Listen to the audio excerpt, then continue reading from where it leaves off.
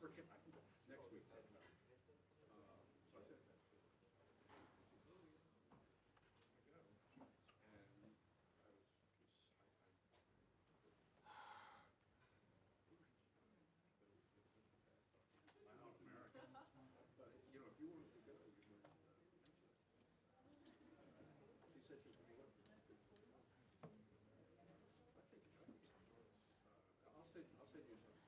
Hi. Hey. Yeah, I'm trying to launch a little program that runs underneath that allows us to see your computer as a video source for our webcast. So it didn't launch. But so in case you would have any urgent problems, you would have to be somewhere close. I'm right on this floor right over there. Says it's running.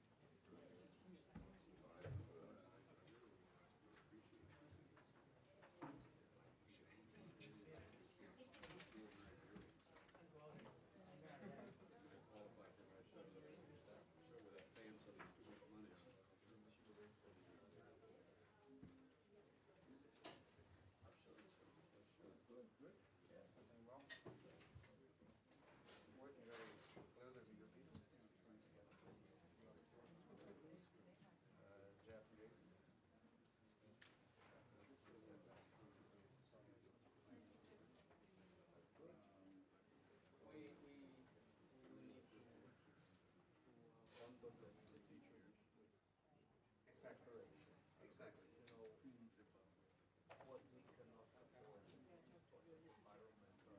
You know, what we cannot afford. We totally agree, and that's what we're trying to do. We need to move this down, so we have to get up on the main.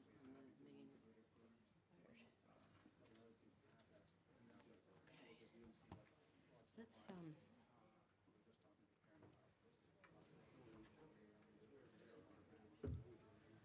See, Jose has a question will have to No. ¿Cuál? Rodriguez. Ah, I think the best would be for Jorge to start there, and when Why? we do the introduction, he comes in, because there's no space for him. He just well, why comes don't we in. put a chair? Does he we want can to put speak one- at the podium? Yes, he'll speak at the podium. So you don't And think I after should move he's- everything? Yeah, after he's done, he'll just sit there. Okay. Because he may have Como to quiera. leave a bit early. Okay. Para que sepan,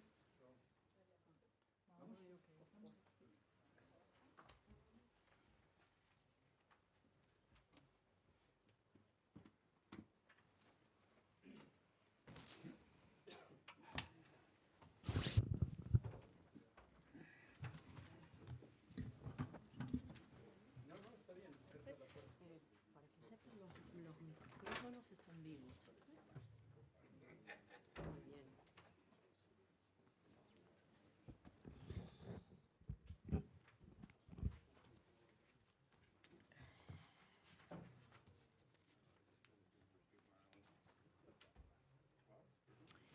Okay, good afternoon. If people could take a seat, we will get started.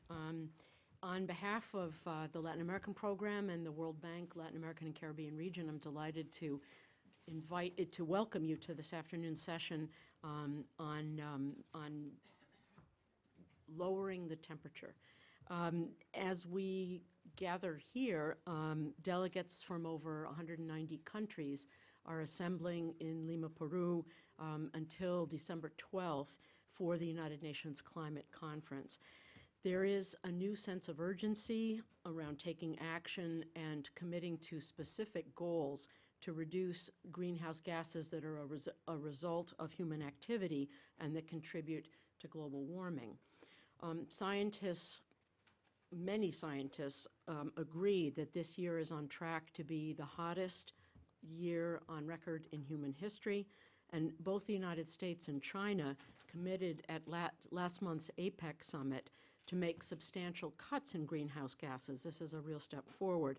But other major countries such as India, Japan, Russia have yet to commit to specific goals.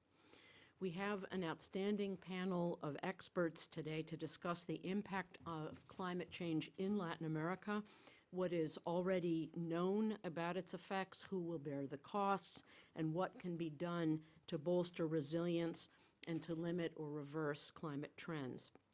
I will briefly introduce our speakers. You have their bios. For those who are joining us by webcast, they are on our website.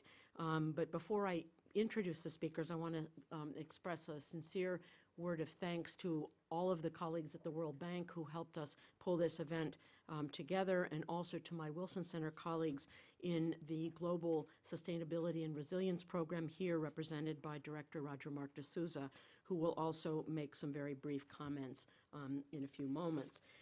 Our first speaker will be Jorge Familiar, who is the Vice President of the World Bank's Latin America and Caribbean region.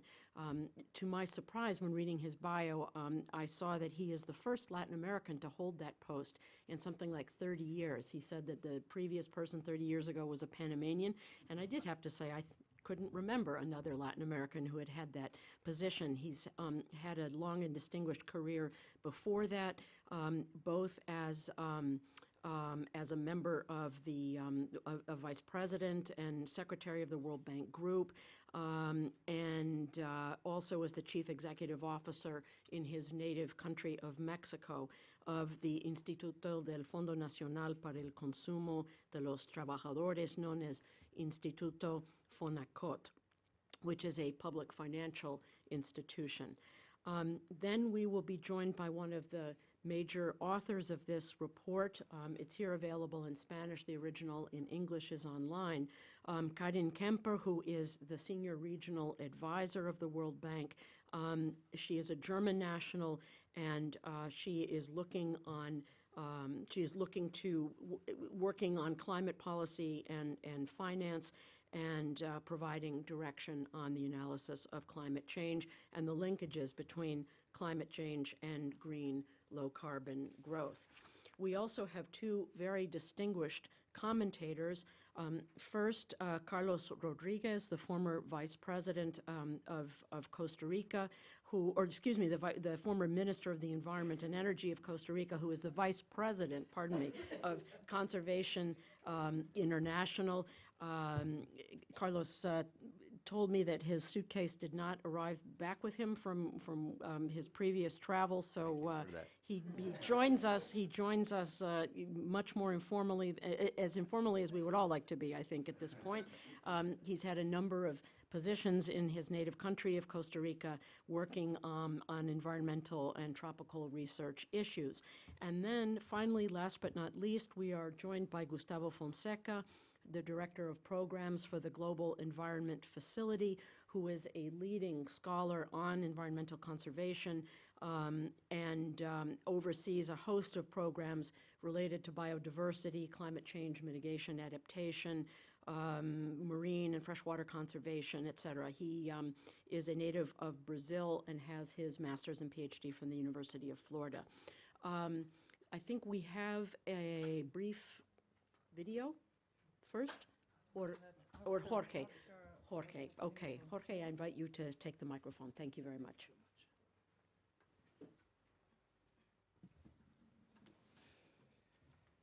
So, thank you so much. Good afternoon. Climate change is a clear and dire threat to Latin America and the Caribbean, a threat in which the region has had little or no role in the making, but in which it is already an important part of the solution. Dear friends, I appreciate the opportunity to address you on this important and timely topic. The report we are launching today is the third in the Turn Down the Heat series, and for the first time it covers our region. The report is based on the findings of a global research series commissioned by the World Bank to the Potsdam Institute for Climate Impacts Research and Climate Analytics. And we thought that a standalone report for Latin America and the Caribbean would add value to the solutions-focused discussion that is already taking place in the region. In this regard, I would like to thank Cindy and the Latin America program at the Wilson Center for partnering with us to further the discussion on the development implications of climate change for Latin America and the Caribbean.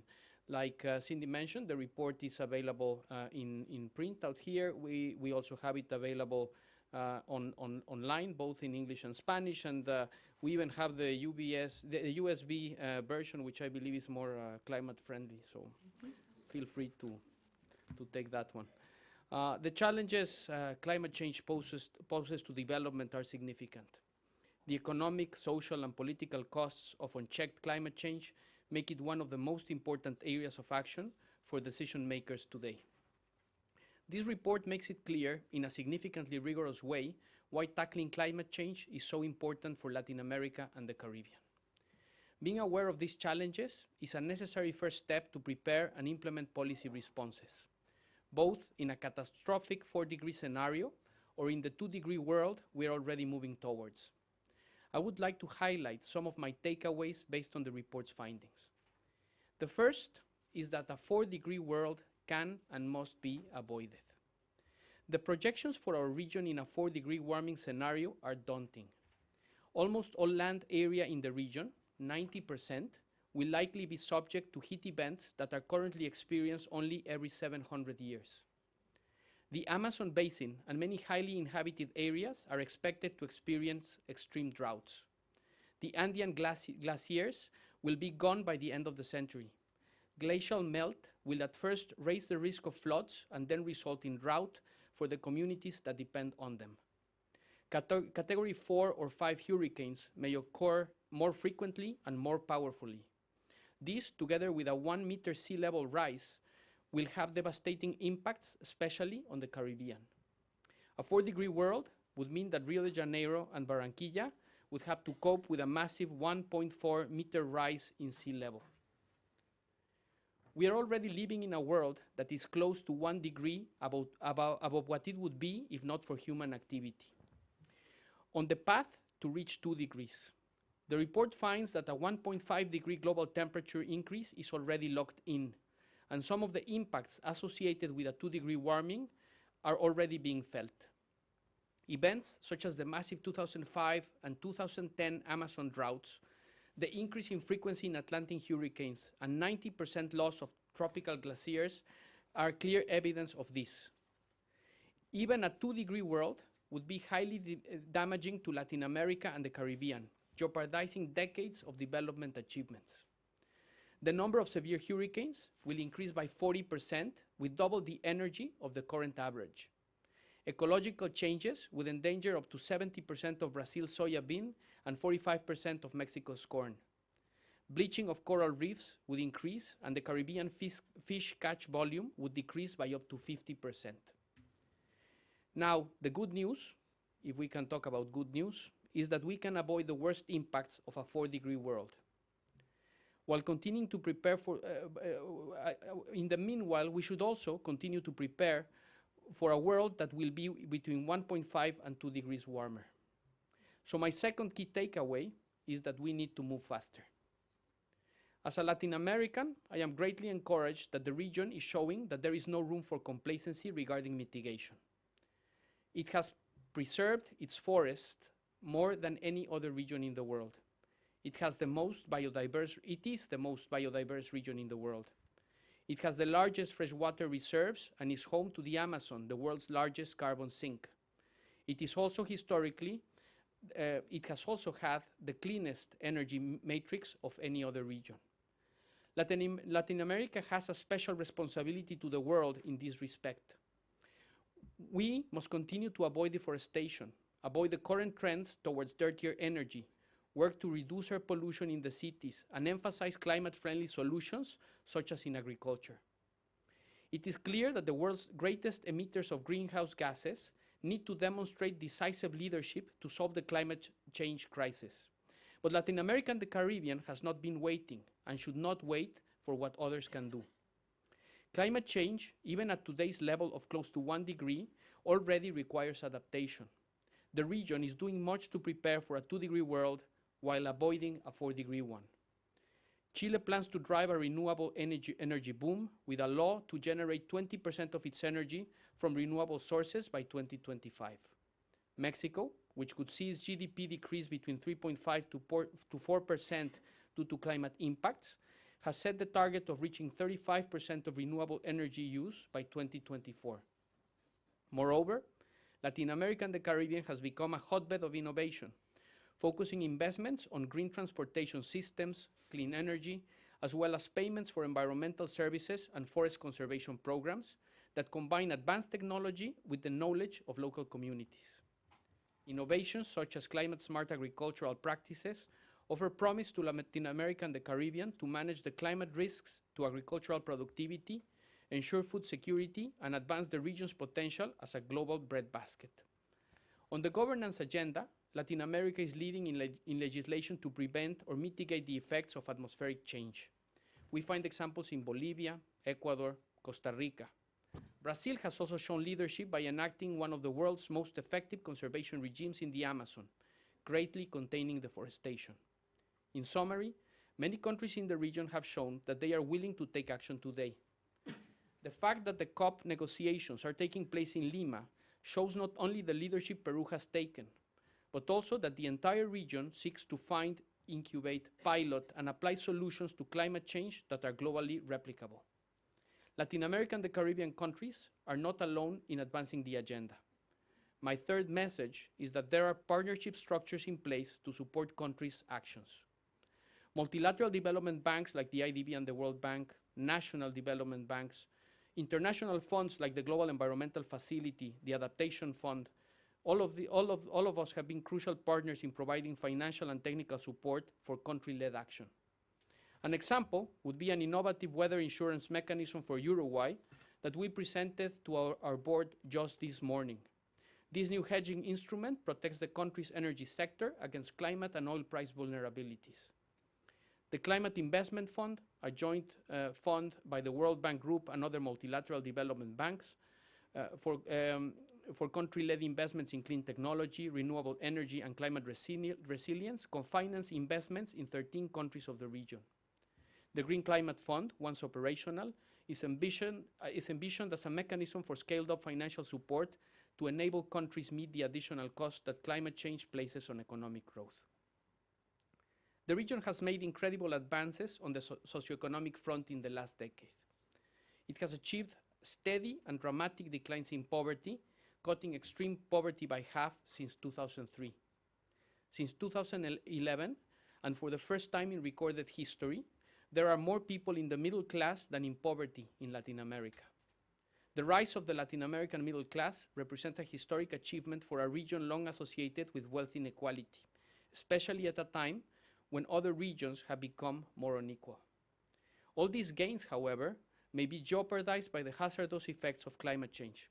Climate change is not only an environmental challenge, it is a fundamental threat to Latin America's development, and we risk undoing the hard-won achievements of the recent decades. To quote the World Bank Group President Jim Kim, we will never end poverty if we don't tackle climate change.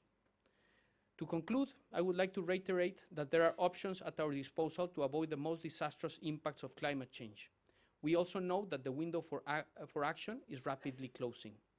Emission reductions are urgent, especially in the world's largest economies. The recent agreement between the US and China is a promising first step in this direction. The report launched today is a reminder for everyone that the benefits of strong, timely action on climate change to promote clean, low-carbon pathways and avoid locking in on sustainable growth strategies far outweigh the costs. Seeing the track record of Latin America and the Caribbean countries, I am confident we can scale up successes achieved to date to guarantee a climate-resilient region for future generations. I am also confident that the region will continue to set a higher bar for international action to minimize future climate risks and to maximize future climate resilience. Thank you.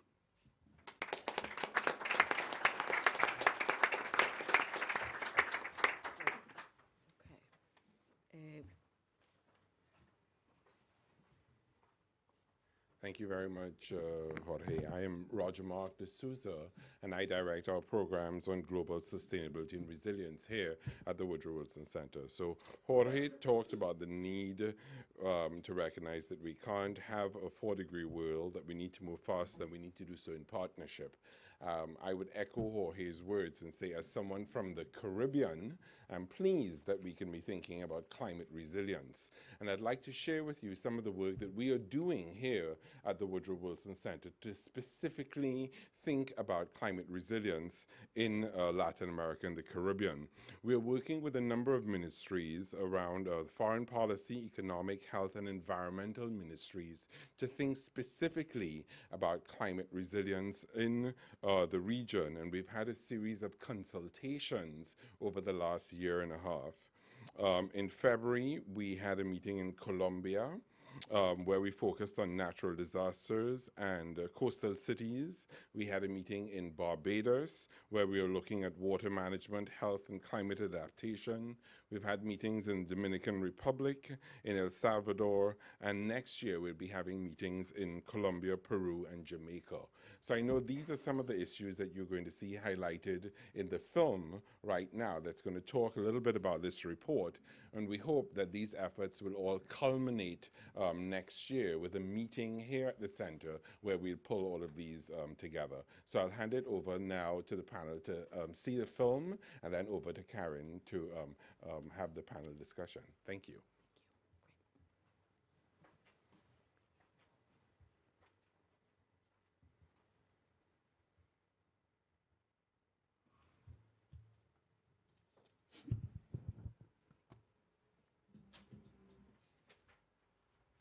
Sounds like the audio.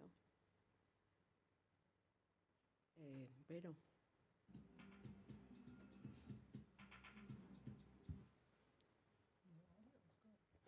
I like the music.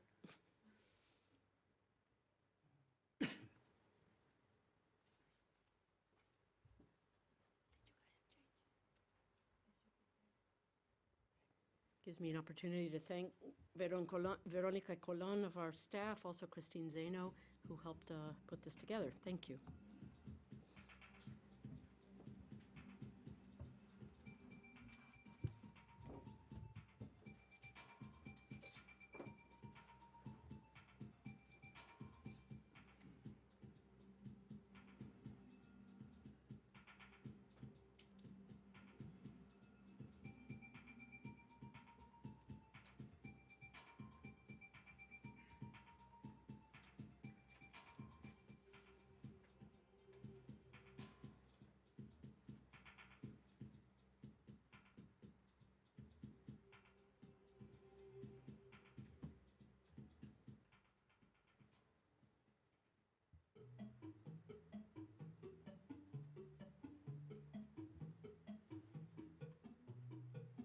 In a world 4 degrees warmer, precipitation could decline between 20 and 40% in the end of the century in Patagonia, the Caribbean, Central America, and Central Brazil, and droughts could decrease by 20% throughout the region.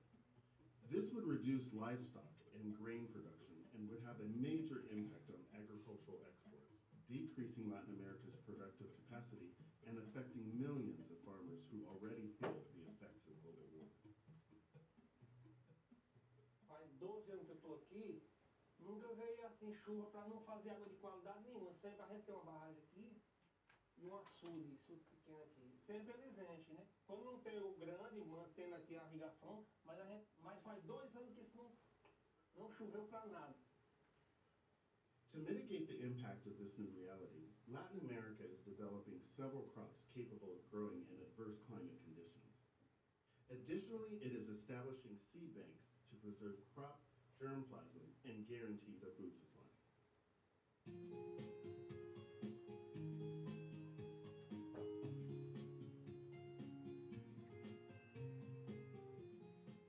Allí se inundó todo, allí creció bastante el río, exageradamente.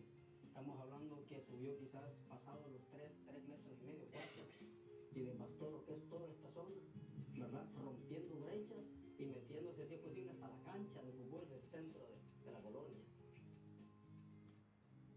Today, more than 8.4 million Latin Americans are exposed to hurricanes, and 29 million live in vulnerable coastal areas. In a world 4 degrees warmer, tropical cyclones could increase by 80%, which would lead to higher human and material losses, currently estimated at US $2 billion annually. Although the region is preparing to mitigate the impact of these natural phenomena, investments are still needed to create safer, climate-adapted infrastructure, better climate monitoring systems, and improved services for vulnerable populations. Por el calentamiento global que se está produciendo en estas últimas décadas, hay muchos glaciares, sobre todo los que están por debajo de los 5.400 metros, que están todos retrocediendo a gran velocidad y ya se conocen muchos ejemplos de glaciares que han desaparecido. In a world 2 degrees warmer, between 80 and 90% of Andean glaciers could disappear, whereas if the Earth's temperature increases by 4 degrees, nearly all glaciers would be lost. Melting ice would trigger changes in river levels, which would mean more risk of flooding and shortages of fresh water for rural and urban populations. The loss of water to the highlands and the consequent degradation of the Amazon rainforest would result in more carbon emissions into the atmosphere, which would intensify global warming in the region. By the end of the century, it is estimated that ocean levels will rise by a maximum of 65 centimeters in a world that is 2 degrees warmer. In a world that is 4 degrees warmer, ocean levels could rise more than a meter on the Atlantic coast of Brazil and some areas of the Caribbean. This increase threatens seaside communities, especially several Caribbean cities, whose population has nowhere to take refuge.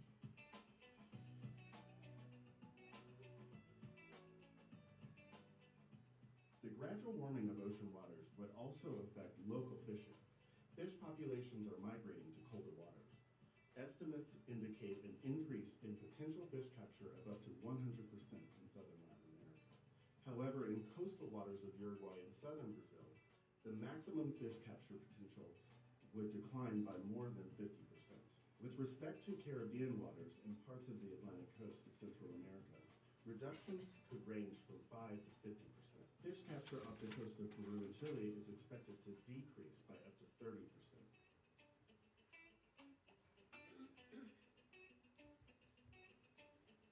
The impact of global warming is evident in every corner of the planet, but developing regions will suffer the most if Earth's temperature increases by 4 degrees. To keep the increase to below 2 degrees, global emissions must be reduced by 40 to 70% between 2010 and 2050, and by zero or negative levels by 2100.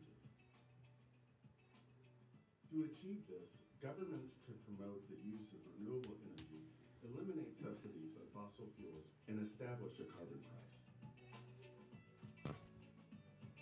This is our last chance. The choice is ours.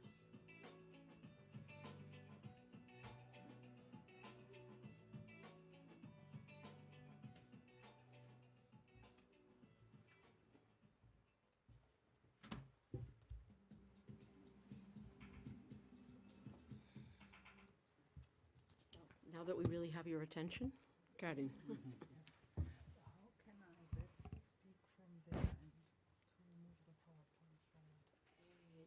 Is there a clicker, or you could ask Vero to... Prefer clicker. And where do I click?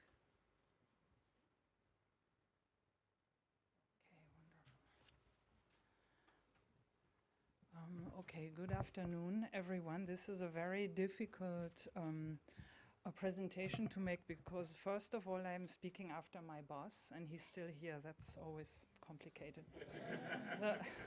The second thing is, after the video, you already have the main messages from the report, and the video obviously is much more powerful than one can be with this type of a presentation. So what I'm going to do is, because we are all here for a discussion and with our joint panelists, I'm going to talk about some of the key things that might kick off further discussion and that might interest you all, rather than going through every detail of the presentation. Overall, the things I'm going to touch on are: what's the global picture? The linkage between climate change and development, which is the reason why the World Bank is in this topic in the first place. Some of the climate risks in Latin America, of which you already heard. And then I'm mainly going to focus on challenges, solutions, and some of the instruments that are being developed across the LAC region. We look at the global picture, the report, and we heard that already from Jorge, on the one hand shows that 4 degrees is somewhere we really do not want to go at all. A second, that we are locked into 1.5 degrees already, although we are only at 0.8 at the moment, and that we already need to prepare for 1.5 degrees to 2 degrees, and we can try to stay under 2 degrees, but we need very, very bold leadership from some of the big actors and from the small actors. If I could interrupt for just 1 second. When you use those degrees, are you referring to centigrade or Fahrenheit? Yes, that would be really important. Yes, okay, centigrade. It would be really cold if it was Fahrenheit, so please think that it is centigrade. The report was, I was actually not one of the main authors, I do need to point that out. We commissioned it from the Potsdam Institute of Climate Science. They have done all of the series of the reports, and this is the one that focuses on Middle East, North Africa, Eastern Europe, and Latin America. And we really wanted to have a discussion with all of you about Latin America because it's a region that is very special. It's being affected by climate change in almost all of its dimensions. And the second thing is, of course, we deal with development, and climate change has the potential to really roll back development majorly, as we just saw in the video. Many of you may know that the World Bank has in its strategy the aim for poverty elimination and to foster shared prosperity in all of our client countries. So where does environment and climate change adaptation and mitigation fit in? Well, we think you cannot get to it if you don't take care of climate change and of environmental sustainability in a broader sense, while at the same time you also need growth in countries. And if you have that base right, then you can get to elimination of poverty and shared prosperity. That is one of the reasons we are dealing with climate change, are helping our clients, and that is one of the reasons why we want to discuss with you today. So some of the risks I will go through. You have heard a lot of the impacts already. So if we start with Central America and the Caribbean, more cyclones, reduced water availability, crop yields, food security, coastal safety, coral bleaching. But what are the development challenges? And that is the special thing in this report compared to the other turn down the heat reports that we have done, where we've really started to point out where the development linkage is, how does it affect vulnerable people and poor people. And you can see poor people especially are more exposed to landslides, more to coastal erosion. There's a risk of a higher mortality rates. And of course, people start to migrate. And obviously, you overall have a negative impact on GDP.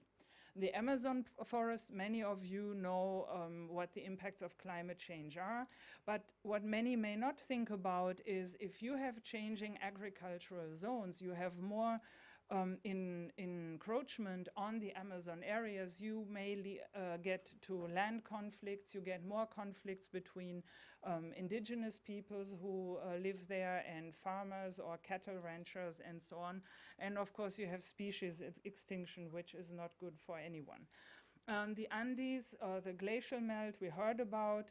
Again, you have in terms of development challenges, you have especially vulnerable groups affected by this because of crop yields, because of inundations, because in the first years there will be more water. We are seeing that in some of the Andean countries already, where people are starting certain types of crops because they think they have more water, but we know that in a few decades there will actually be many more droughts. So it's like an inverse adaptation to something that's only temporary. The dry regions in this report, the dry regions are interestingly pictured as essentially what is big chunks of Mexico and then what is big chunks of northeastern Brazil, and the impacts are a little bit different. You have in Mexico, especially in the dry regions, you have a lot of impacts on very poor farmers, on indigenous peoples. It's very rural areas. Where you can imagine that you might have more famines and more mortality, more health impacts.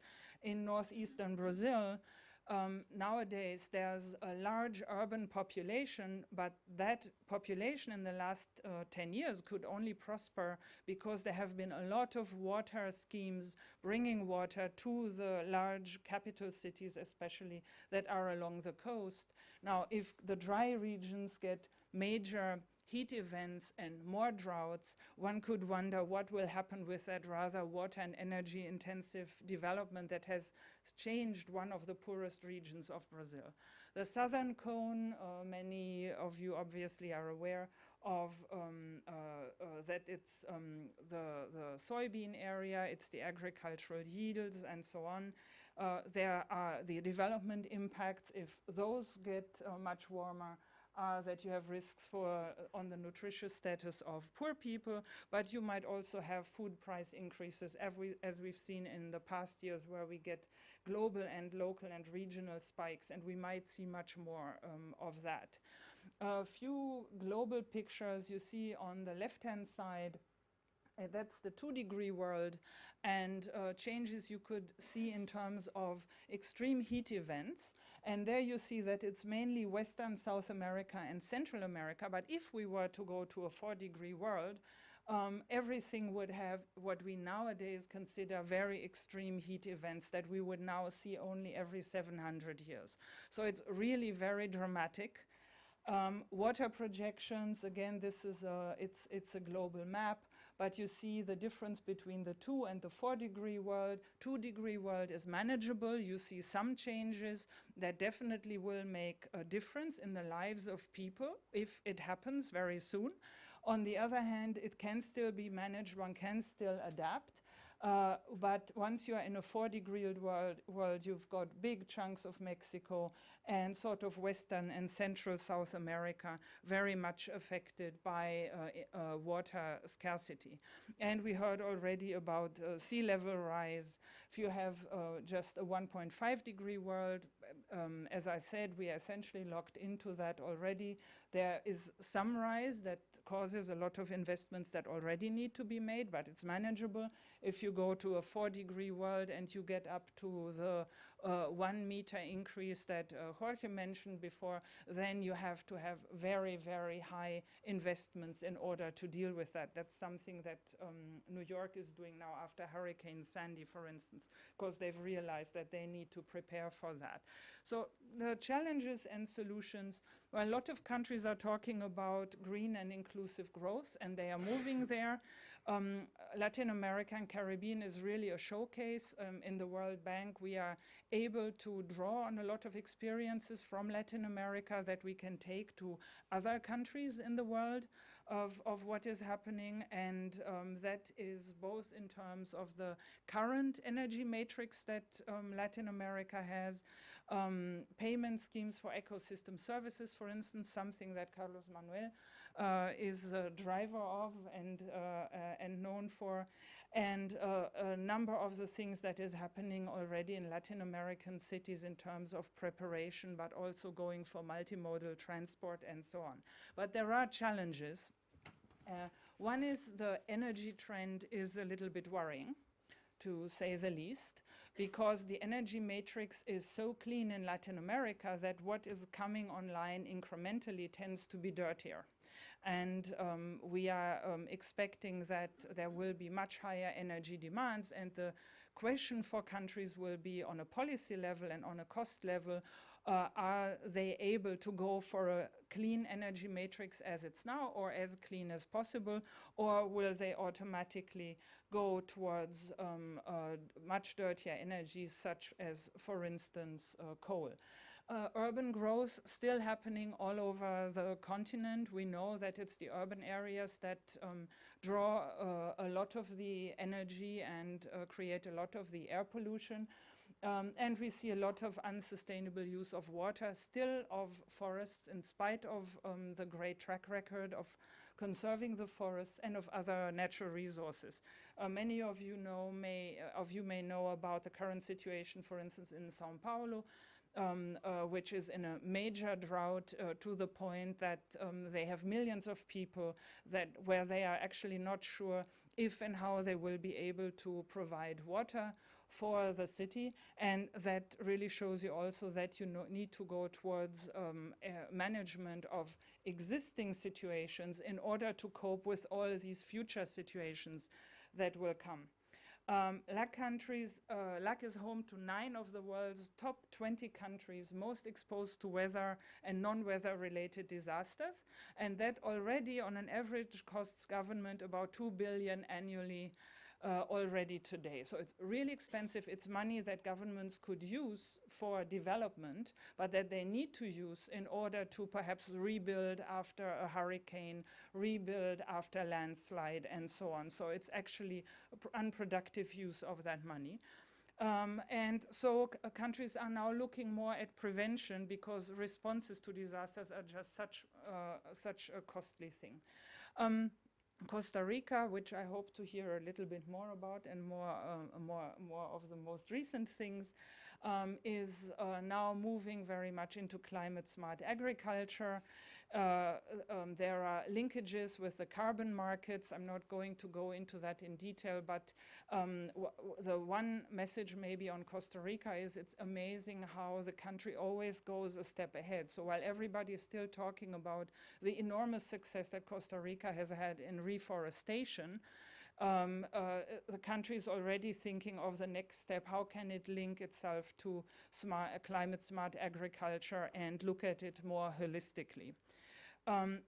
Bolivia got funding from the climate investment funds, and jointly with the World Bank, but also with the IDB, is looking especially at a basin management approach to climate change with the World Bank in its areas that are much drier, but where there's a lot of the agricultural production, and with the IDB in the Andes area, in the area of La Paz and El Alto, a country that has to really look at 2 very, very different zones that are impacted by climate change in very different ways. If we look at low carbon green growth, what do we see in Latin America? Well, I talked about the worrisome energy trend because emissions would double in the region between 2008 and 2030. So countries are moving to more efficiency, countries are moving to more modern energy and renewables, but as I said, it is much easier to maybe go with dirty energies because that's easily available, and there will be more policy decisions that need to be made. Just to point out a couple of things, the program Luz Sustentable in Mexico was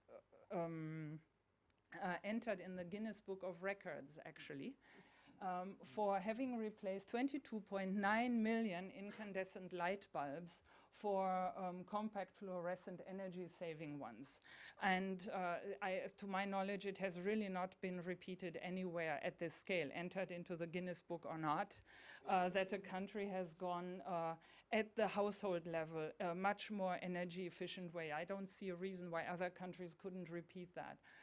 There are other things just to make distribution, electricity distribution more efficient and save energy with that, because not everything needs to be supply driven, and one can also look at energy demand. And we and many other partners are working with the Caribbean in the energy sector engagement framework, which looks at both clean energy and energy efficiency, but also resilience of energy systems to climate change, given that there are a lot of hurricanes in that region. Urban transport, a lot of bus rapid transit systems that we are seeing, and we are now seeing a clear trend towards metros in a lot of the large metropolitan areas in Latin America. I'd like to speak for 2 minutes about co-benefits. Many times we hear that things are black and white, so why should one invest into something that has global benefits, and what do we see at the local level? Now, there's much more of a discussion that if, for instance, if you look at short-lived climate pollutants, such as methane or black carbon, that you will have local benefits. And especially on the black carbon side, if you have better mass transport systems, if you take out black carbon out of your gasoline, etc., you can actually save a lot of money from an economic point of view, because you do reduce illnesses in your population, which draw on your economy, bring down your GDP. So we are seeing quite a lot of that in Latin America. Mexico is one of the countries really driving that at an international level. They have been one of the co-founders of the Clean Air and Climate Coalition, and we've made some estimates in one of our reports, which you can find online, on how if one scaled up some of the solid waste management and methane capture, how many jobs one could actually create and how much methane one could get out of the atmosphere. I'm almost coming to the end. I wanted to talk a little bit about instruments, and I've put it into demand side and supply, demand side instruments and then more resilience instruments. So the demand side would be, how do you bring down the demand for things that actually warm the climate? Well, one of the key things is to put a price on carbon.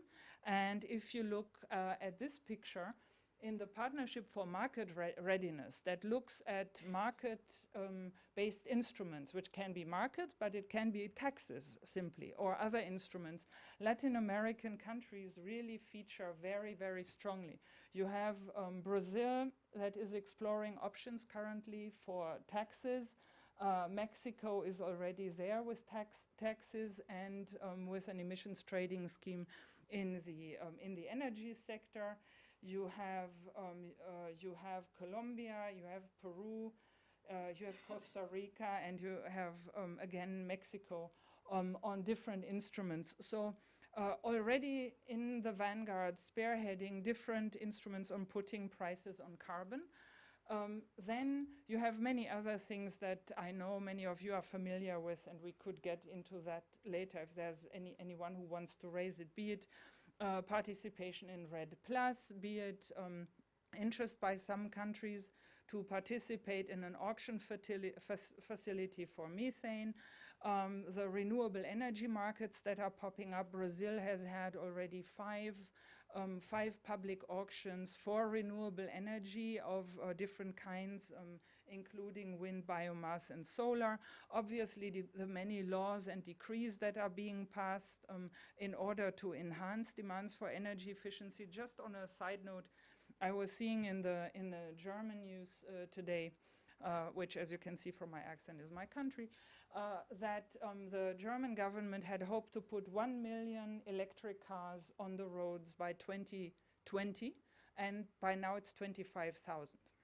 So kind of looks difficult to get to 1 million by 2020. And of course, what is the call? Well, provide incentives, pass the laws and pass the types of decrees that will give people incentives to actually want to have these cars. So this is maybe sometimes an under-discussed dimension that one can also, through regulations and this type of thing, drive things forward.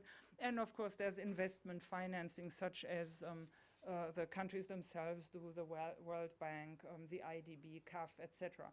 On resilience, a number of different instruments also, anything from DDOs to green bonds, payments for ecosystem services, etc. And there are many partners. So this is the last slide, as Cindy will be very happy to know.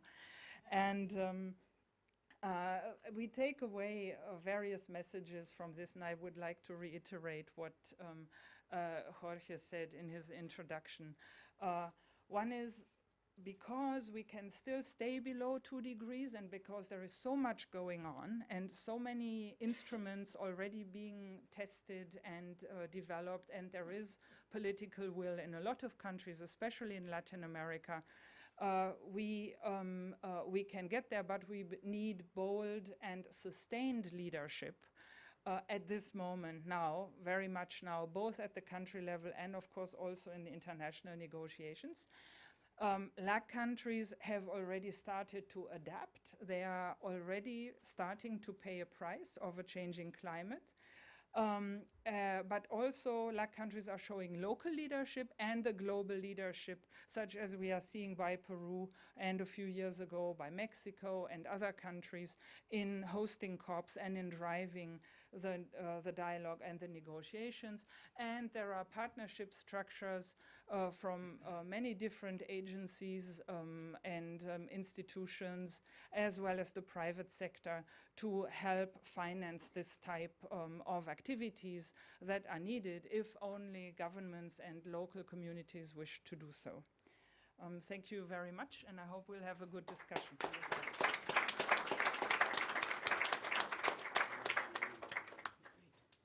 Carlos, forward.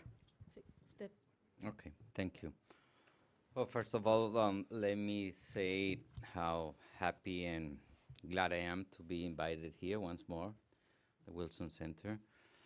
Thanks Jorge and Karine and all my colleagues and friends from the World Bank.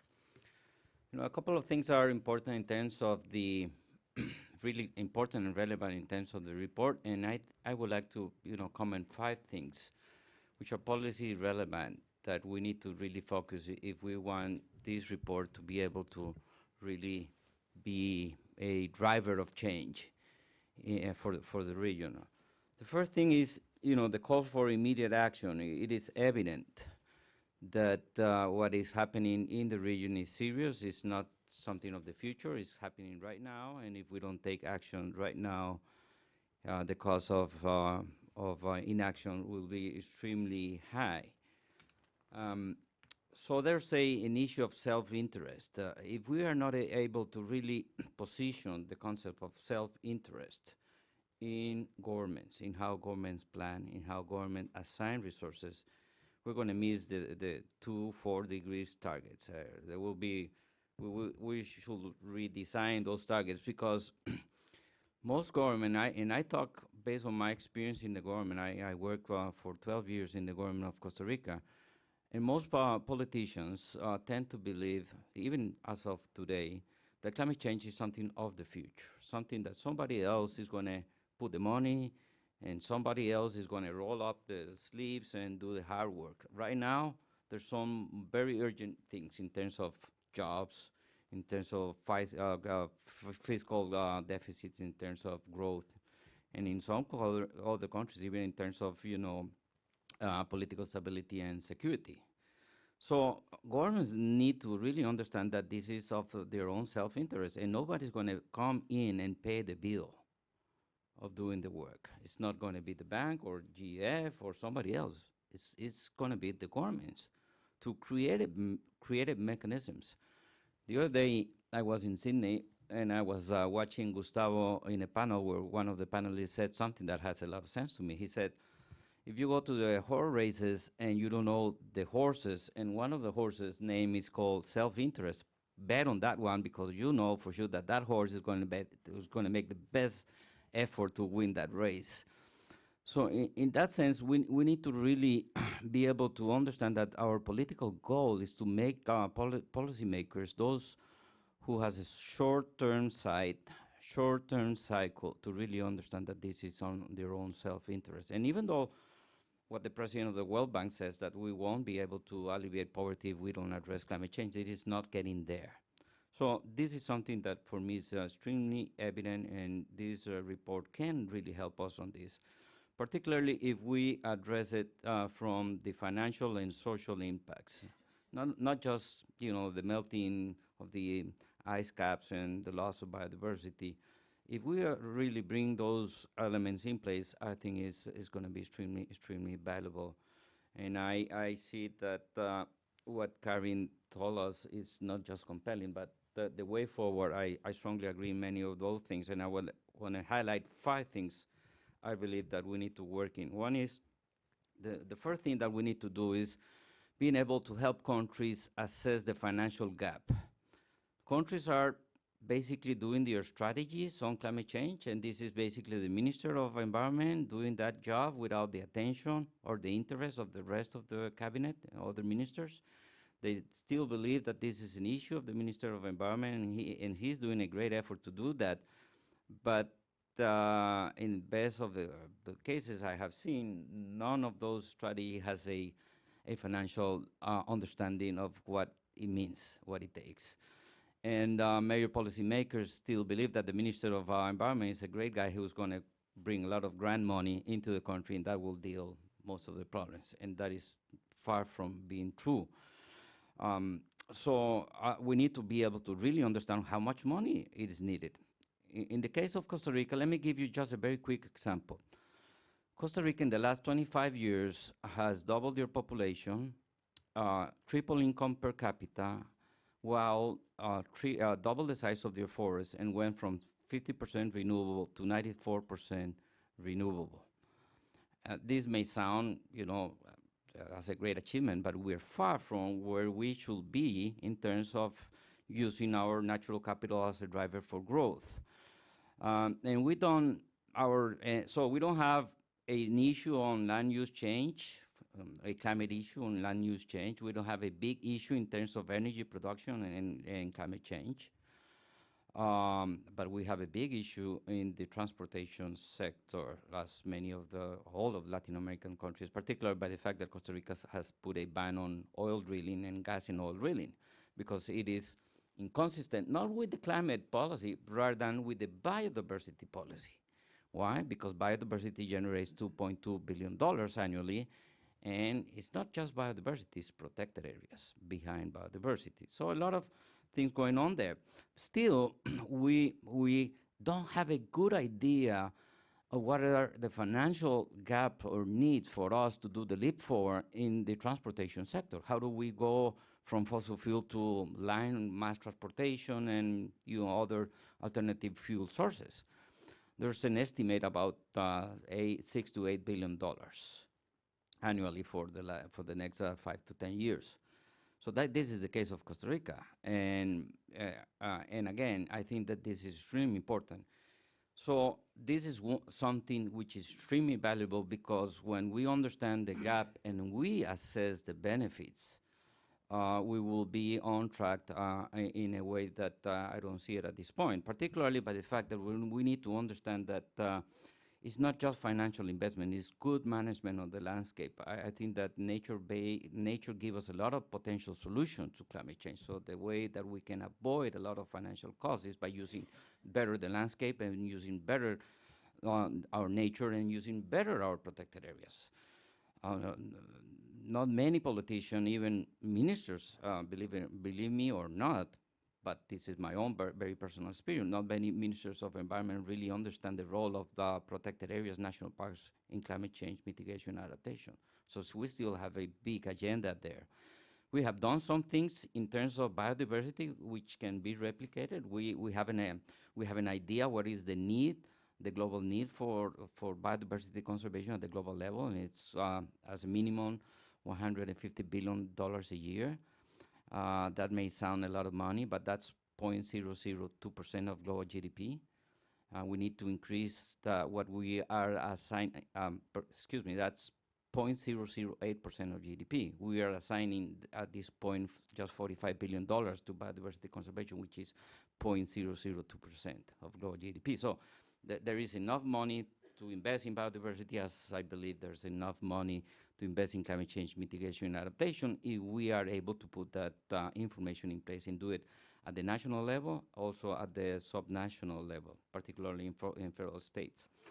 My second point, and probably one of the most important here, is the need for structural transformation. And I work based on a very basic presumption. We're not going to do the leap forward in terms of reverting the rate of loss of nature and reverting carbon emissions. We tend to believe that with the same institutional framework that we have created the problem, we're going to fix it. What do I mean by this? Well, I think that the way we set national policies is very much on a sectoral base, by sectors, by silos, and that has generated a lot of environmental challenges and human challenges as well. So I think that we need to really understand that we need to put the knife deep in a surgery process at the institutional level. Let me give you one more example. In Costa Rica, I used to be the Minister of Environment, but in Costa Rica, the Minister of Environment is the Minister of Energy, Mines, and Water. So he's a very powerful guy, probably more powerful than any other Minister of Environment in Latin America and the Caribbean, because it is also the Minister of Energy and Mines as well. And that gives Costa Rica a higher possibility to be more coherent in the way we design our policies, particularly on the use and exploitation of natural resources, renewable and non-renewable natural resources.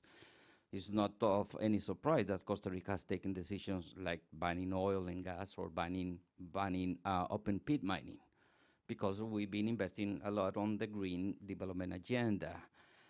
But still, in the rest of Latin America, we still have divided our agencies that work in the landscape with the natural resources on a very sectoral base. So it's no surprise that ministers of energy and mines tend to believe that business as usual is the way forward. And politically speaking, the business as usual pays a lot. Just see what is happening in Latin America in terms of oil and gas concessions on protected areas, on forest concessions, on conservation concessions. It's all over the place. And there is no dialogue within policymakers, the ministers, and the only dialogue is just finger pointing within ministers. And the one with the biggest political muscle is the one that wins the dialogue. And I think that it's not only the institutions are failing, but also the market is failing because we are not able to fully internalize positive and negative externality. So a couple of elements here. In Costa Rica also, we don't have many agencies working with the green agenda, forest, biodiversity, wildlife, protected area. We just have one. We used to have a Forest Service, a National Park Service, and a Wildlife Service 20 years ago. We merged them into one, and we all of a sudden we have an institution that works at the landscape level, and that changed dramatically things.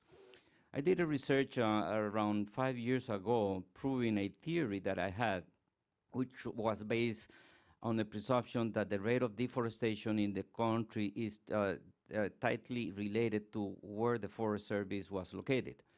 My presumption was if the Forest Service is within the Ministry of Agriculture, most probably that country's level of deforestation is higher than the countries that has the Forest Service under the Ministry of Environment. And guess what? It became true. There's another scenario which are forest services in between, one or the other, with the private sector included, and many logging companies are defining national policies on this. So we need to be able to address those institutional failures. And I think that the countries who has done great in decreasing the rate of deforestation is not sustainable because they haven't done that job. For me, deforestation is very similar, and I will do I don't know the word in English, but the example. Imagine a very heavy guy who weighs 350 pounds and goes to the doctor. This is a country with a high level of deforestation. Goes to the doctor, and the doctor tells him, if you don't lose weight, if you don't stop deforestation, you're going to die. Your heart and your system is not going to support it. If you don't stop deforestation, your country is going to go broke socially and financially, ecologically, of course. So that person really commits to go to diet. And most probably, in the first month, he can decrease 50, 75 pounds without doing much. Oh, that's the country who takes a couple of decisions to do more enforcement, to invest in the forest agency, to invest in satellite images here and there. But since this heavy guy didn't change dramatically his habits, he's not going to go beyond 300 pounds.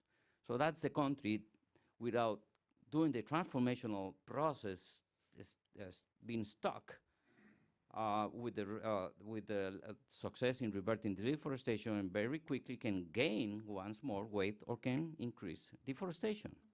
So I think that is extremely, extremely important to really understand the need for structural transformation, because that structural transformation will change planning and will change resource allocations. So that's my second thing. My third thing is legal frameworks.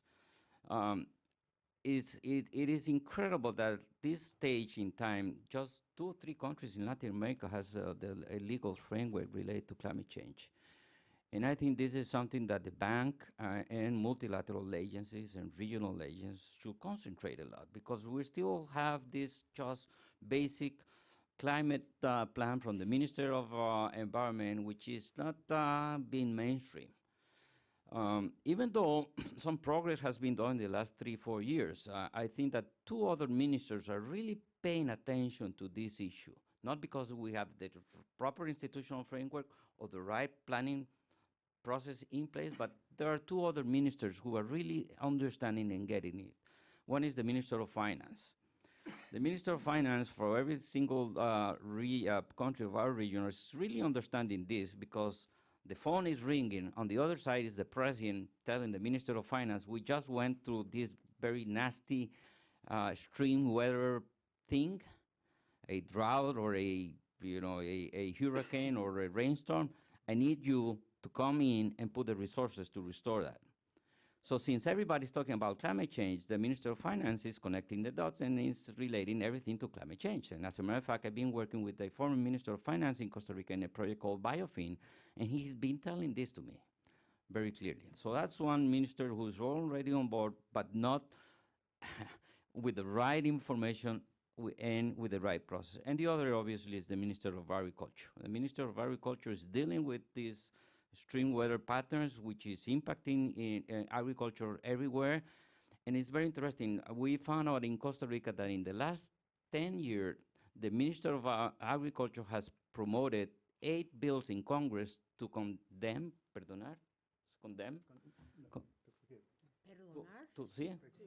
to forgive debts from the agricultural sector with public banks because of extreme weather patterns. So the Minister of Agriculture is there once more, but just reacting to very specific problems and not being engaged in this holistic process, which is important. And once more, I think that ministers of energy and mines are extremely critical and important in this process. In Costa Rica, even though the Minister of Environment and Energy is the same one, we have a government that is planning to invest $1.3 billion in a new refinery. And we've been telling them, come on guys, wake up. If we invest that in electric public transportation in sustainable ways, we can do main problems. But this is the kind of brain wiring that's still there.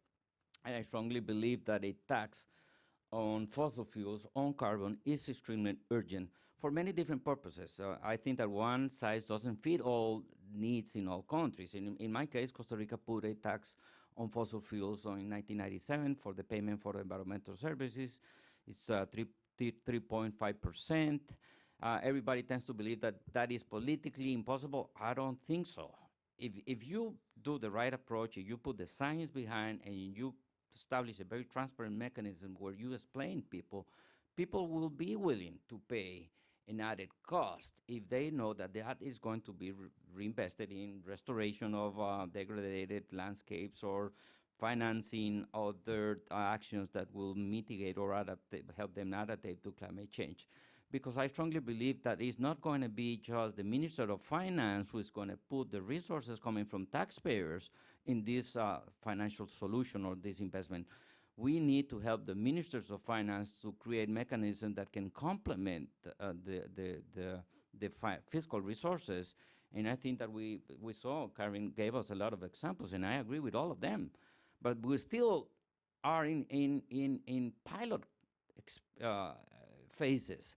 Believe it or not, PES, Latin America, the most developed region in the world, and only 3 countries in Latin America has national PES mechanisms: Costa Rica, Mexico, and Ecuador. The rest is just subnational. In Brazil, we got Espírito Santo, Amazonas, and Sao Paulo, and many others, but we don't have that legal framework or that policy at the national level. So 2 more things which are very quick. One is we need the legal framework, we need the institutional framework for not just climate change, it's sustainable development, the transformation, but also we need the right incentives. And the right incentives are they're not even near what I expected. As a matter of fact, what we have is all kind of perverse incentives in place, in subsidies and all kind of incentives, from issues related from the old agrarian reform to political gains in the past, and we need to really address that. And we need to be able to map all those perverse incentives in terms of the impact that they generate to nature, biodiversity, and contribute to climate change, and be able to begin the political process to revert them.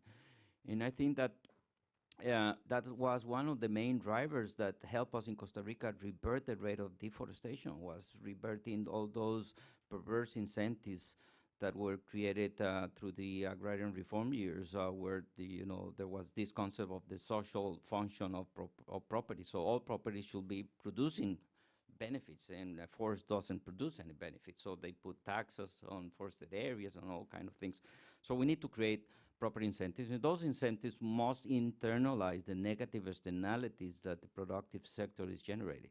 So all companies should account for the contribution to climate change, and we need to internalize those through different mechanisms, market-based mechanisms or financial mechanisms, economic mechanisms, so they can be able to fully internalize that. And if they want to be competitive, they need to be able to shift the way they produce in a way that they can become low carbon production, or eventually neutral.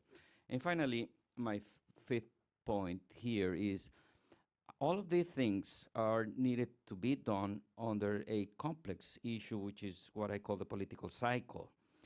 You need to convince governments and policymakers and politicians to take brave actions with probably high political cost, understanding that the political revenue is going to come sometime in the future. So that's very hard and very difficult, and we need to really do that. There are ways and experiences in our regions where the things has been done, and I think that there are things that has been embraced during political changes. In Latin America, we have gone from the extreme right to extreme left, and sometimes something in the middle. But I think political coherence is important, and not just from government, also from multilateral agencies. The bank has a big responsibility as well in being more coherent in the way they define their country investment plans. And I think that this is a great opportunity with this kind of information to step in and highlight the need to engage with countries in a way that can help them establish a long-term relationship, loan relationship. I'm not thinking on grants. I'm thinking on long-term loan relationship with governments. If the bank can come and offer long-term loan investment on climate change that goes beyond one specific government, they can deal with the political cycle in a better way. But I think at the end of the day, this is a learning by doing process. There's not a recipe for this, but I think that all those things are needed to be done under this political cycle, which in Latin America is very short in most of the countries. So for now, this is what I wanted to contribute. Thank you once more, and I hope that we can have a good, lively discussion later on. Thank you. Gustavo. Thank you very much. The blessing of being last is that most have been said already, so I don't need to belate my remarks. I'd just like to initially congratulate the bank for this report because it really brings a lot of good science into language that the decision makers can understand. And even institutions like my own, which is the Global Environment Facility that makes decisions on funding and to help developing countries cope with a series of environmental problems, including climate change, biodiversity loss, land degradation, issues related to water, to understand and prioritize resources. My own academic background, I tend to read the literature that's in the reference section of the report, but I can't make most sense of that when it aggregates up to something that can be used to highlight the importance of the message that emerges from this. And if the World Bank wouldn't be useful for its lending operations, I think it'd still have a great role to play in being a knowledge and institution that can bring that knowledge forward and help institutions like ours and others to act on very important issues. I think it was H.G. Wells that said that that society today is in a race, and this was a long time ago, between education and catastrophe. And I think that that's very, very true today. And as many speakers have said before me, this is not about theories about the future, but it's already happening. Just take a look at what's happening in São Paulo. Karen mentioned this, and I'll get to that in a minute. But not longer than, let's say, 10, 15 years ago, I used to give lectures about the comparative advantages of the Western Hemisphere. I went to a couple of Summit of the Americas, and in particular South America. Of course, we have vulnerable countries in the Caribbean and Central America, but if you look at South America in particular, the largest expanse of tropical forests in the world, the largest quantity of biodiversity that you can find anywhere in the world, the largest volume of fresh water that's accessible to people. It doesn't have the runaway population growth in most places, like places you'll find in Asia. So it was only the only real, let's say, bright spot for sustainable development in the world that wouldn't require a lot of restoring, a lot of going back to the basics. And in a short span of 15 years, that situation has changed dramatically. Now we are seeing vulnerabilities in places that you wouldn't imagine. So take São Paulo, for example, in my country, in Brazil. You've heard about the drought there, but it's the worst drought in 80 years. And just consider São Paulo. The state of São Paulo is responsible for 30% of the economic output of Brazil. If São Paulo was a state of its own, it would be the second largest GDP in South America, just after Brazil. And now it's facing a tremendous water problem. Just last week, I saw the statistics. They are laying off 3,000 people every 2 weeks. Industry in São Paulo is really in a crisis. And I read a short report from the Federation of Industries of São Paulo and said that this is going to be even worse. They expect this rate to double in the next couple of months. The rainy season started. It starts around November, but only with half of the precipitation that is normally experienced there. It's very likely that next year is going to be an El Niño year that's going to aggravate the situation. The reservoirs are below their capacity. And then there is the issue of maybe the Amazon is no longer able to pump water southwards into that region, the famous flying rivers that connect the Amazon to the southern part of Brazil.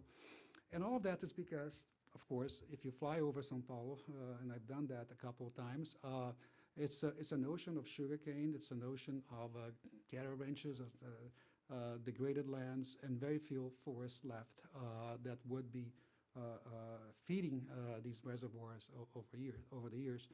So that was a crisis of lack of valuation of natural capital and putting that value into decision making. Of course, they have to do something about it, and they will do something about it.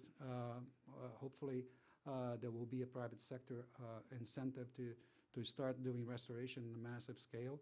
But at the cost that's going to be, orders of magnitude higher than if that logic was embedded originally in the decision making that we are facing now. I was talking to the Minister of Environment the last time I was in Brazil, and we had scheduled a half an hour to talk about the JAF portfolio in Brazil, and she met with me and said, I have to leave, sorry, I can't be with you because I have to fly to São Paulo. I'm no longer the Minister of Environment, I'm the Minister of Drought. So that's all the only thing that I'm able to administer these days as per my president's marching orders. So that's really what we are facing, and this is a place that you wouldn't imagine that you would be facing this kind and this scale of vulnerability. So it's not about the future, it's about now.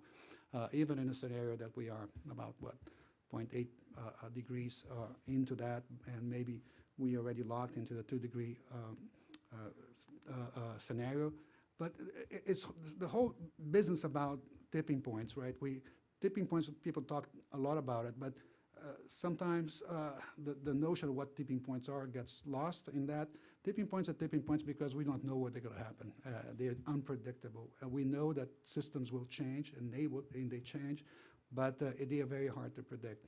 So we don't know, for example, in the report that Karen described in her presentation, talks about the possible die-off phenomenon in the Amazon. I said, well, there's a low probability that will happen, but it's not totally out of question, which is probably a reflection of the robustness of the science that we have before us.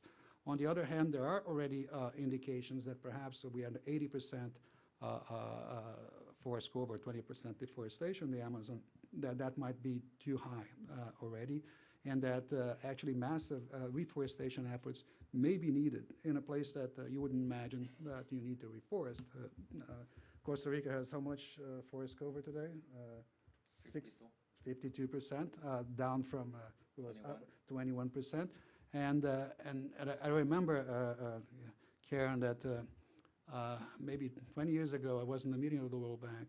I was actually at the NGO sector, and I heard economists saying to people around the table that your country has more forest than is good for you, and you need to actually liquidate half of that forest if you want to develop.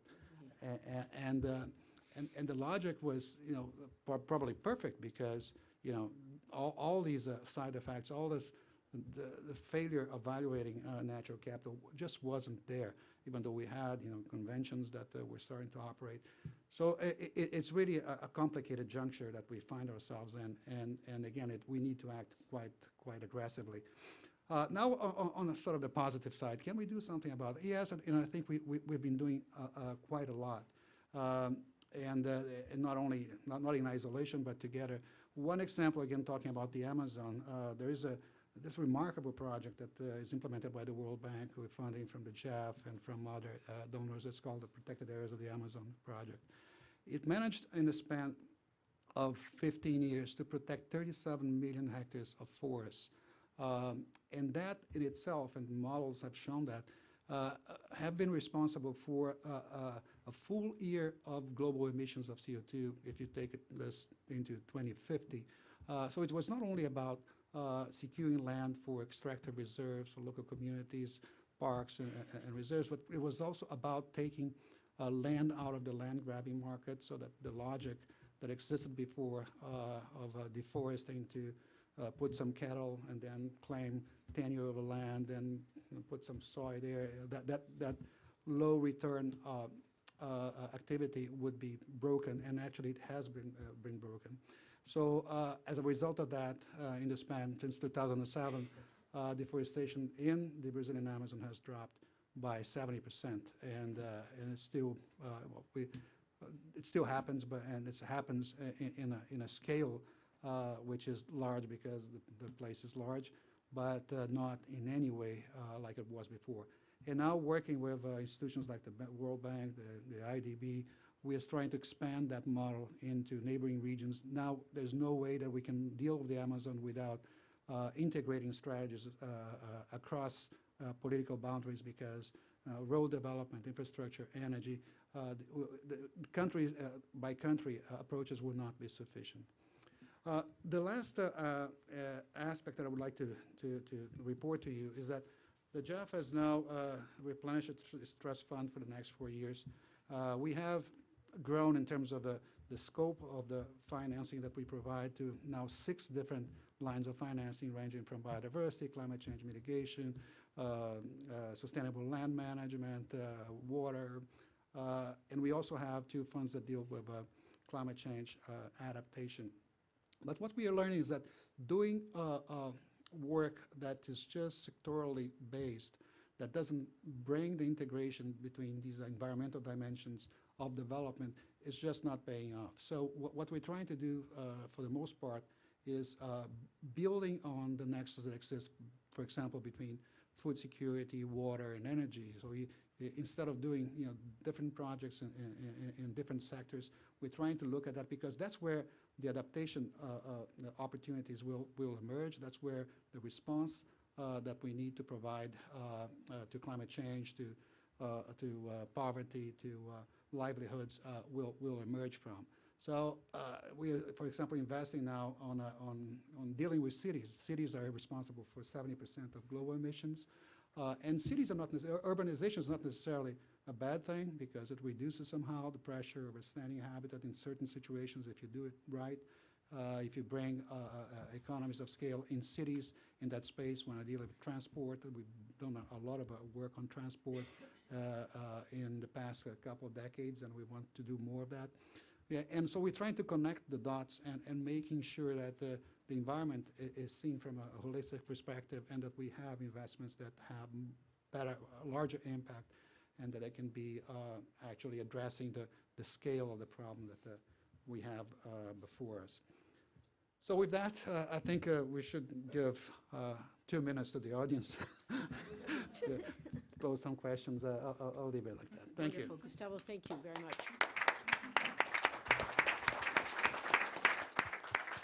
Okay, and rather than suffer the death of 1,000 cuts as people gradually filter out and start to end their workday, let's take a couple of questions, and we will wrap it up perhaps a little bit before 6, just so you know if you're looking to get out of here, we will not keep you for the full half hour. So if you could identify yourself, wait for the microphone, and we'll take an initial round of 3 questions, and then we'll come back and take some additional ones. Sure, we'll start right here. Hi, Andrew Holland with the American Security Project. So my question is, I'm Senior Fellow for Energy and Climate there. My question is about,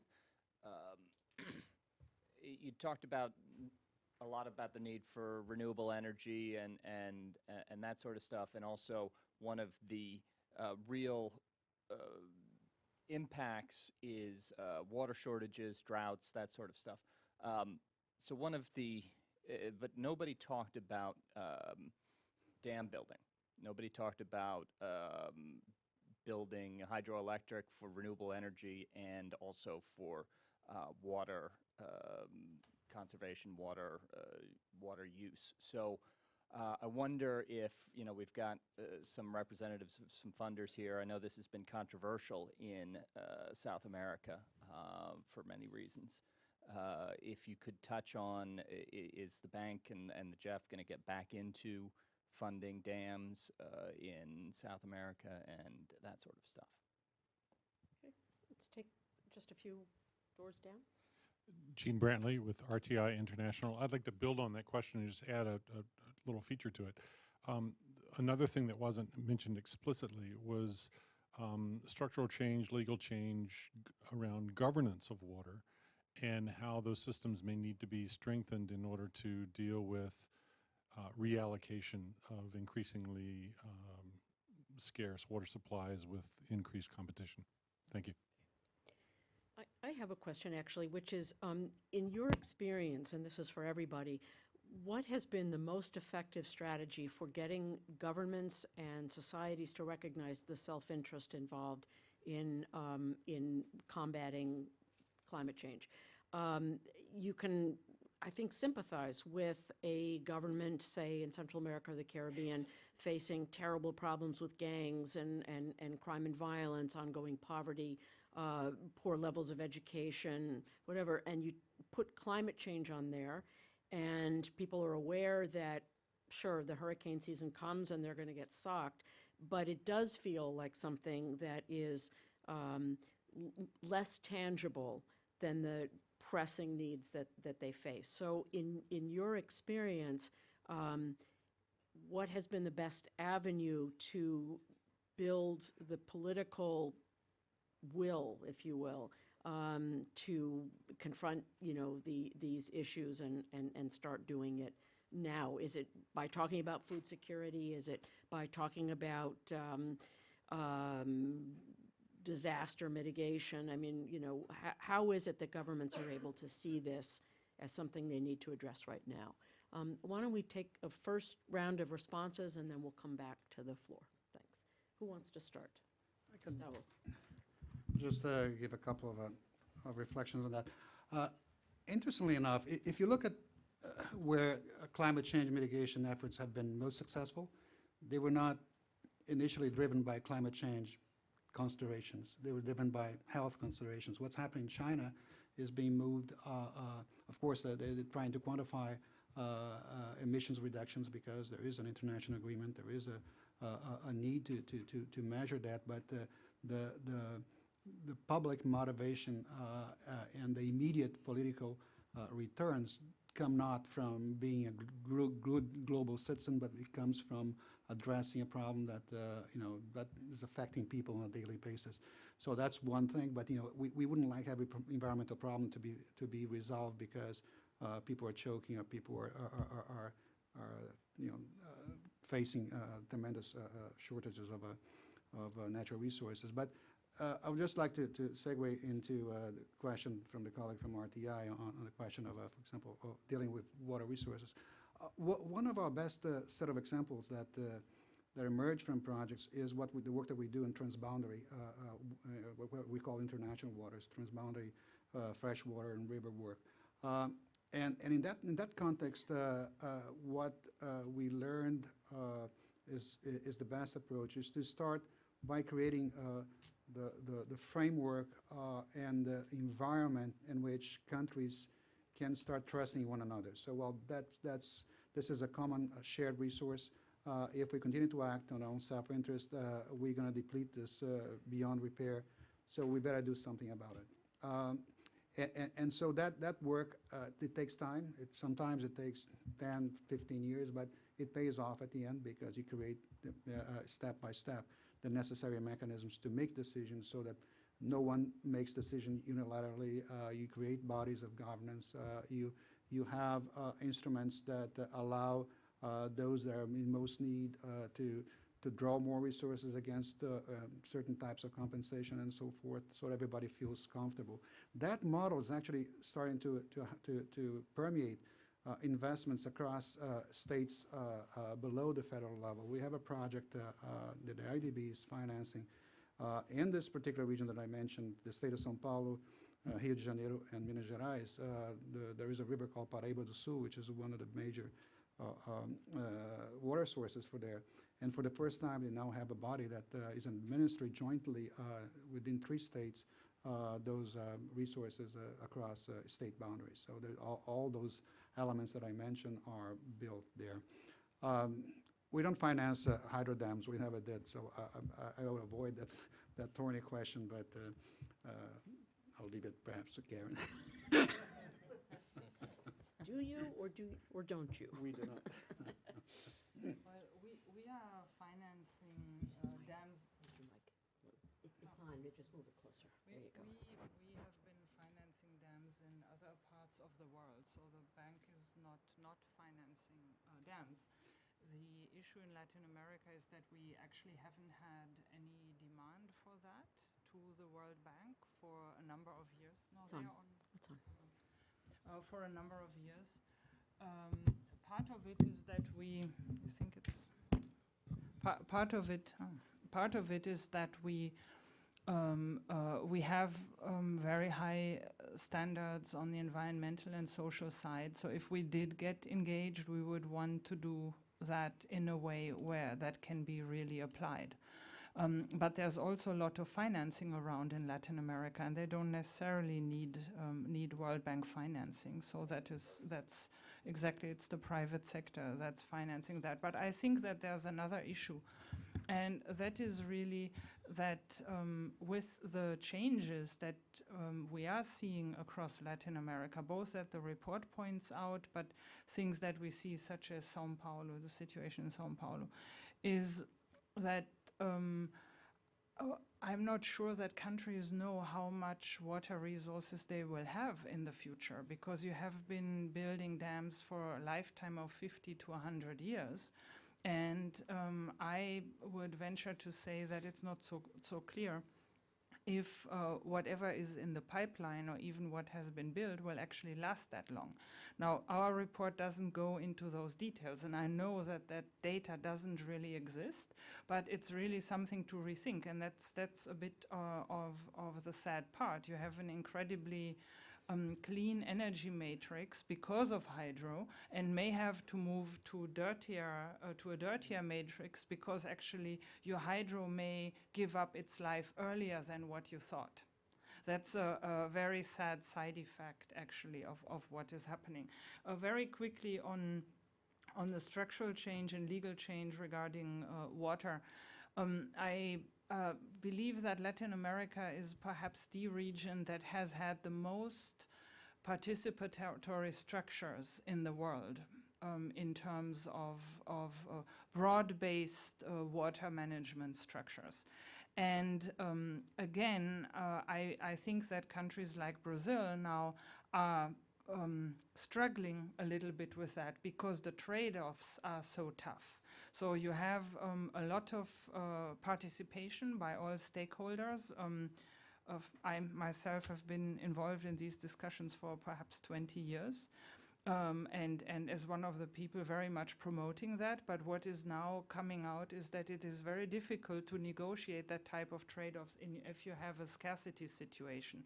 And surely something will need to be done about that. If you look at what happened in Australia, in the Murray-Darling Basin, for instance, 100 years of participation, and when they hit a mega drought and a mega crisis, actually the federal government decided that they would take it on, and they made the allocation decisions because the states that were co-managing the Murray-Darling river were not able to come to those decisions.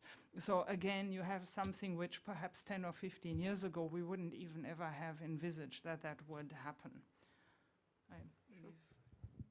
Carlos? Yes, a couple of things here. Once in terms of energy, I think that Karin just told us, the very complex future scenarios that we have in front of us. This means going from a highly renewable base to something dirtier. And that's because in many cases the proper incentives are not in place. We still don't have mechanisms by which those negative externalities of using fossil fuels are being reflected. And on the other side, the positive externalities of using renewable energy are not there in place. The many cases in terms of energy production and water consumption around payment for environmental services on water is not just a pilot site-based project, and that is not doing the change, transformational change. We need national policy, national frameworks. We've been doing this for 10 years. I don't think we need to prove anything more. If you see Andes from Venezuela all the way down to Bolivia, most of the big cities are being supplied of water by protected areas. So the link in protected areas, payment for environmental services and users is a no-brainer. It makes a lot of sense. It makes win-win-wins all over the place. And I don't know why we don't have still those legal frameworks there. But there are some other tendencies that I'm very worried about. One is, getting into protected areas for energy production, not just fossil fuel, but geothermal. And that's the thing we need to put attention. We need to have very aggressive commercial policies around the development of solar energy. For example, in Costa Rica, if I want to buy an iPhone, they give it for free, and I subscribe a contract and I pay that in 2-3 years. But if I want to do a solar investment in my house, it takes me 3 years. 3 years to deal with all kind of policies and credits and all kind of things. I mean, that's nonsense. So I think that's one thing. Governance, it's not just governance in terms of water. I think that we need to really understand that a basic enabling condition is good governance. And I'm not talking about transparency of very low level of corruption. I'm talking about real governance. I'm talking about the independence of powers. I'm talking about real democracy, not just people voting for a government, real democracy. I'm talking about free press. I'm talking about intellectual property rights. I'm talking about free property.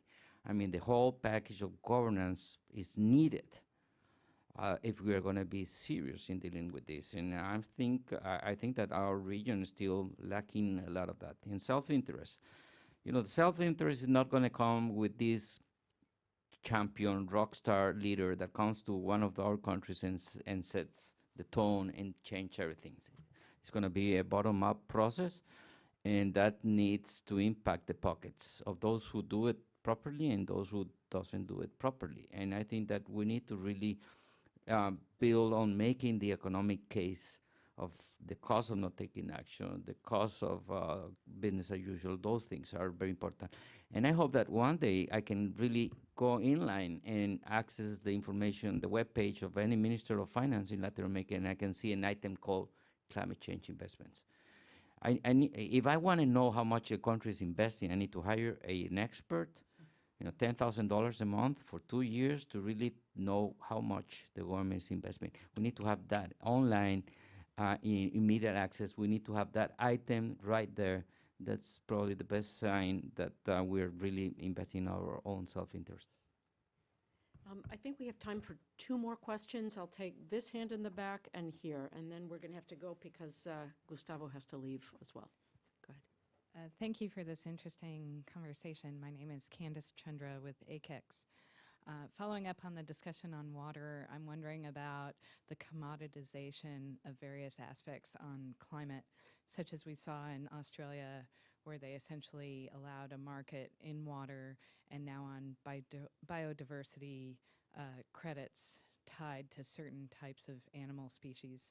Do you foresee that the Latin American and Caribbean market might accept that as you move forward? Okay, and this down here, if you could pass it down, thanks.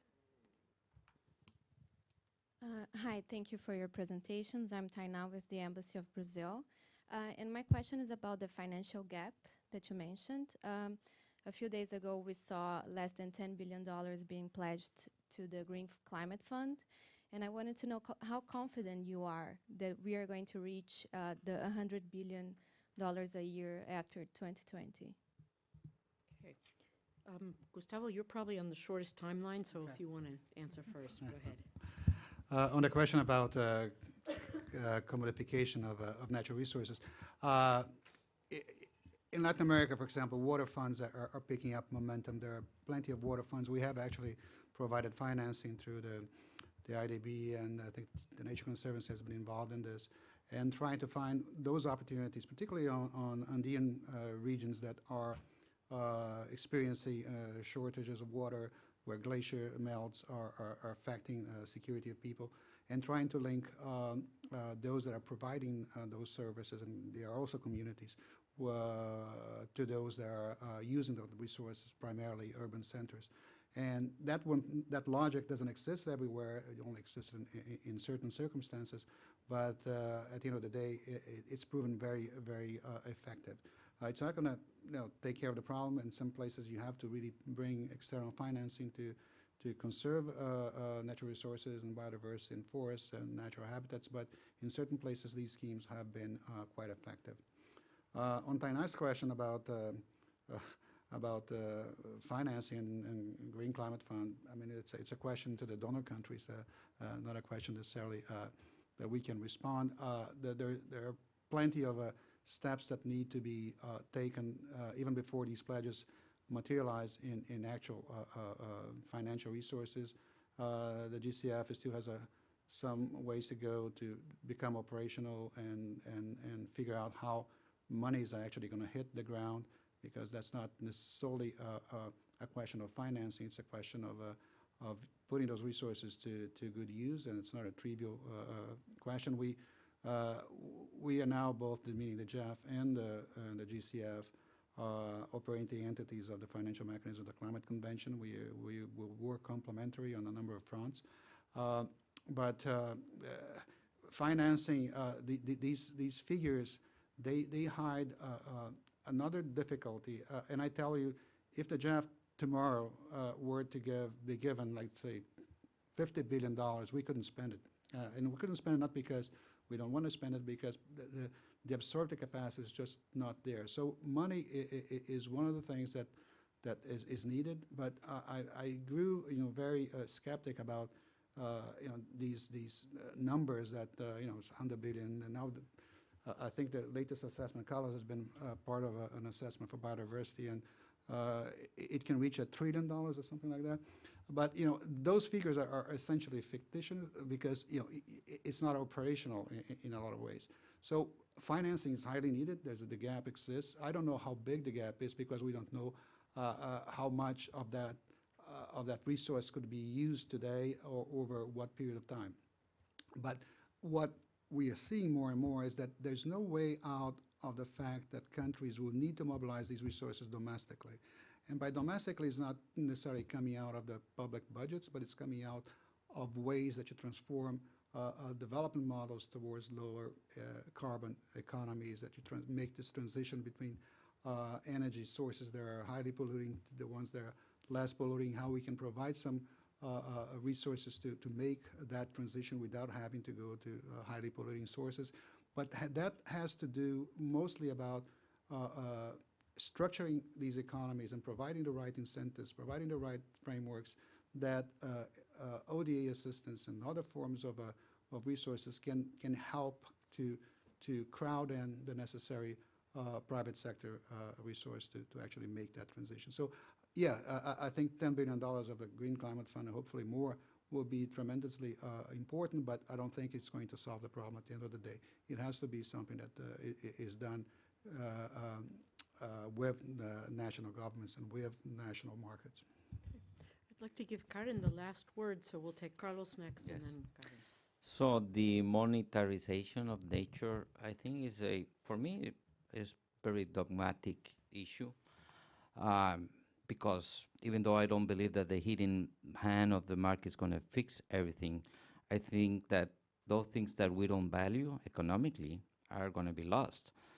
I had this discussion with many of my friends from Bolivia. They said we shouldn't do payment for environmental services in Red Plus. That's monetarization of nature. But I told them, and why you monetize oil and gas and mining resources? How there the market really works for Bolivia? So how do we understand that? So I think that we use the market, but we use it wrong. We don't give any. The value that we give to nature equal to zero. If we put it 100 or 1,000 or 1 billion, we can do better. So it's a balance within regulated policies and the markets, and a balance. But I know that if we don't assign value to those positive things that we do around nature conservation, they are not going to be reflected. We need to address the failure of our national accounting system to really reflect what we do good and wrong. So I think you can call it whatever you want, but there's a failure. There's a problem there. We need to fix it, and I think that we need to be pragmatical, not ideological, in how we address this. And the water fund, I don't think that even with 100 billion we will solve the problem. And those countries expecting that the solution is going to come from the north all the way to the south with no strings attached, they are dreaming. As I totally agree with Gustavo. This is a combination of domestic mobilization and political coherency. If we are more coherent in the way we set our development policy, we'll probably cut up to half the cost of climate mitigation and climate adaptation, just like that. And I bring this idea out of the research we did in biodiversity. The cost of protecting nature, biodiversity can be, cut in half if we are more coherent, politically speaking, in terms of addressing the perverse incentives and all those things. So I won't elaborate more, and I totally agree with what Gustavo said. It's a basic issue of domestic mobilization and political coherence. Karen. Very briefly, since I also agree with the two of them. One additional aspect on the commodification of nature: if governments don't provide those incentives, someone else will do it for them. the fact that there is, say, poaching of wildlife or that forests are deforested, etc., means that someone else has put a value on them. And so if society doesn't help put a value that takes care of the externalities, then it's going to be those values that go for people, and otherwise we wouldn't have any such environmental problems. So again, the call for pragmatism. On the GCF, in addition to also, I mean, even if it was the $100 billion a year, I fully agree with Gustavo and Carlos that would not resolve the issues either. However, obviously there is a lot of need for funding, and from the World Bank side, we very, very much support both the capitalization of the Green Climate Fund, but also its operationalization. And I believe that funding will come when the fund can show that it can deliver. And if I may, I mean, the GEF was just replenished at 4 billion in this last cycle. And we see how much can be done with that, and that one can put in place the structures that it can channel its funding to countries, to partners, and so on.